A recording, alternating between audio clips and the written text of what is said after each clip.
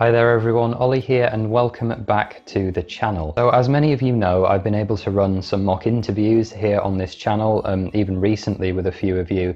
And what this has meant is that I've had the very great privilege of being able to help some of you successfully make your way to Warwick Medical School. I've just been through my preclinical exams, so at Warwick you have the first year of the course is your preclinical year, then years 2, 3 and 4 are clinical. So essentially the first year is getting the basic science out the way, as well as learning some of the early clinical procedures that you'll be tested on through the OSCEs. And obviously through the interviews that means I know some of you that will be coming up into the incoming first year at Warwick in September. But there's a great many of you coming. You might be watching this video that I haven't had the good fortune to meet yet. And so what I thought it might be useful to do is put down some of my thoughts and make a video and put together my 5 top tips for incoming Warwick Medical School first year students. And the very first of these 5 tips is going to be get used to the idea of occasionally having to teach yourself. And this is important because while the first year is very much concerned with timetabled lectures from week to week,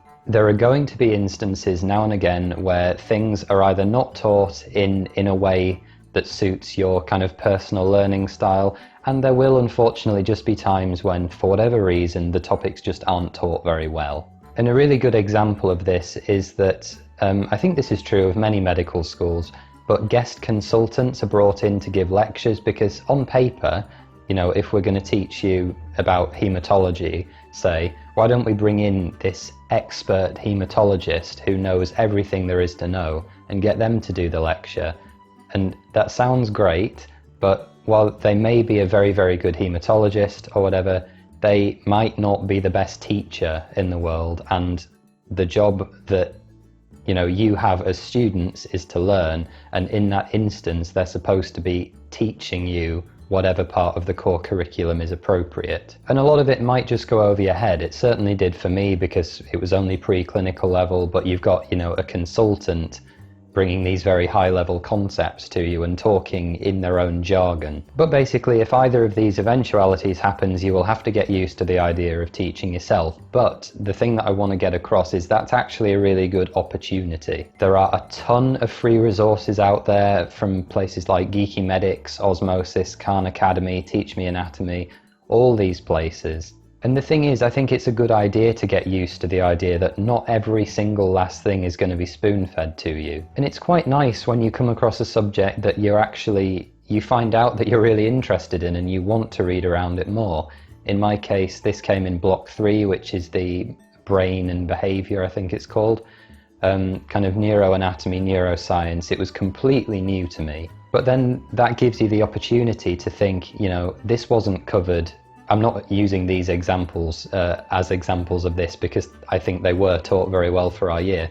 But if you find a subject and you think, actually the teaching lacked something, but this other source has communicated it to me really well, how can I take that on board and use it to deliver better quality teaching when it comes to being my turn to do it? The second thing I want to talk about is the student seminars, and you should definitely go to them. I gush all the time here on the channel about how supportive the older students are whenever you want help with something, and student seminars are one of the times when this becomes really, really apparent. So if you assume that 9 to 5 is blocked out by lectures, student seminars normally take place maybe 6 till 8:30 or 7 till 9, or, you know, early evening. I attended them whenever I could through blocks 1 to 4. I wasn't always able to due to time commitments, and in block 5 I basically just got my head down because I was kind of trying to cram as best I could for exams at that point. But the really important thing is that over Easter particularly, which is the main revision period, you will spend so much time and effort, and everyone in the year will do this, trying to come up with mnemonics and diagrams and ways of remembering things to keep them in long-term memory. But because the older students have all already been through that once, they've already got those resources, they've been through the exams, and they will communicate them to you in the student seminars. So for me, that's the most important thing. You get these memory devices given to you for free. So if you can make them, I very much recommend you do. And of course, even outside of student seminars, just making the most of that support network is going to be really, really key. And this goes for me personally as well, because for those of you that are coming in September 2018, and even those that are coming in the 2 years after that, I'll still be here. I've got those same resources, and I'll talk more about that towards the end of the video.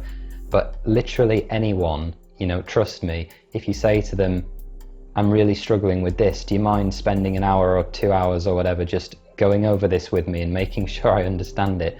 No one is going to turn you away. The third thing that I want to say is that you do not want or need to work flat out through the year. And this one, again, is coming directly from my own experience when it comes to the exams. It's been a really tense time for us post-exams because the resits have literally just been this week. There's a lot of uncertainty flying around.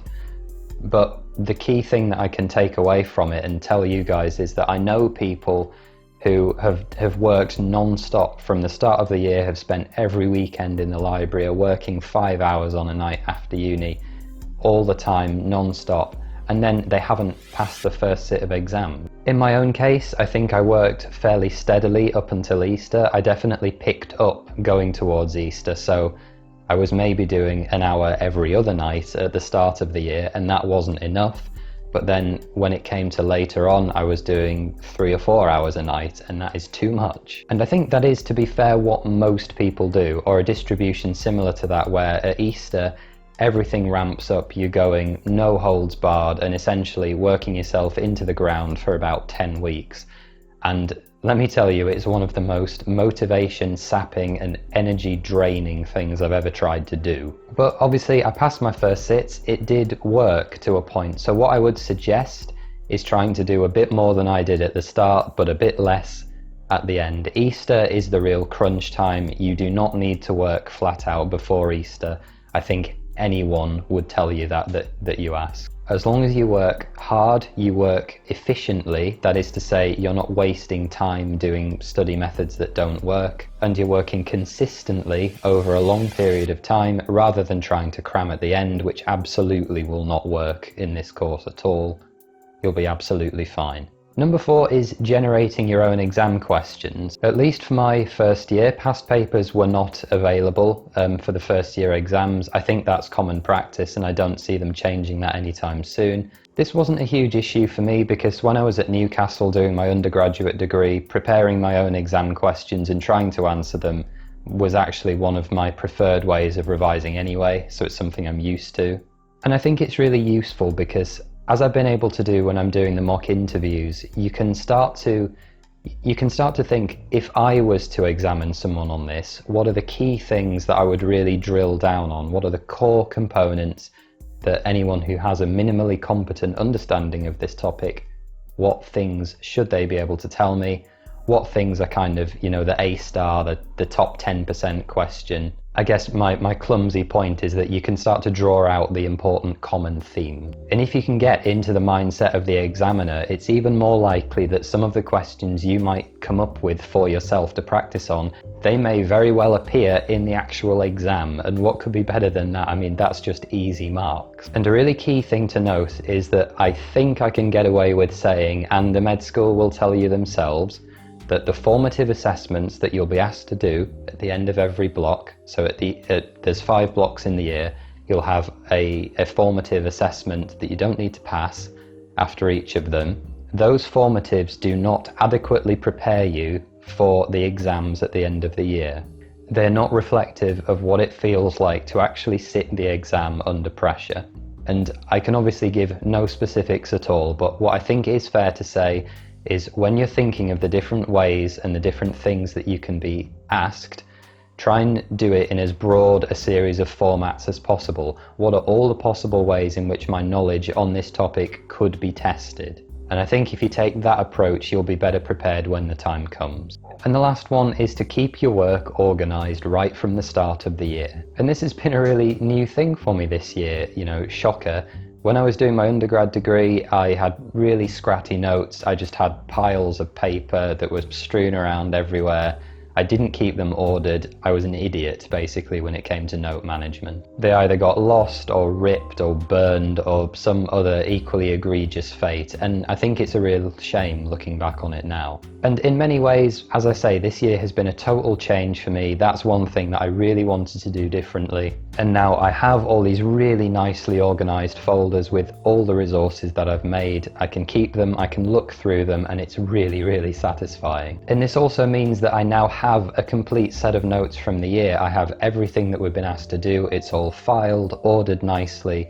And that means that if I need to look over a topic while I'm on the wards, in my second year, there's something I've forgotten I need to go over or prepare a presentation on or whatever, I can go in, I know exactly where everything is, I've got all my resources ready and available. And as I mentioned before with the seminars, I am very much planning on teaching a student seminar this year, and I have all those resources, so I'll be able to communicate them to you guys in a really efficient and professional manner, I think. So that's where I'm going to wrap this video, guys. Hopefully it's been helpful for you. Obviously this has been targeted at incoming Warwick Medical School students on the grad entry programme. I think a lot of them apply to any medical school, but particularly for those of you coming to Warwick, if you've got any concerns or questions you want to ask before the academic year comes around, please don't hesitate, drop me a comment on this video, let me know what you think. If you've got any tips you'd like to share, leave them down below as well, and you can always contact me through my website, PostGradMedic.com as well. It's been a real pleasure meeting the few of you that I've met who are coming in September, and I hope to meet more of you when the time comes. Take care, and I'll see you soon. Bye-bye for now.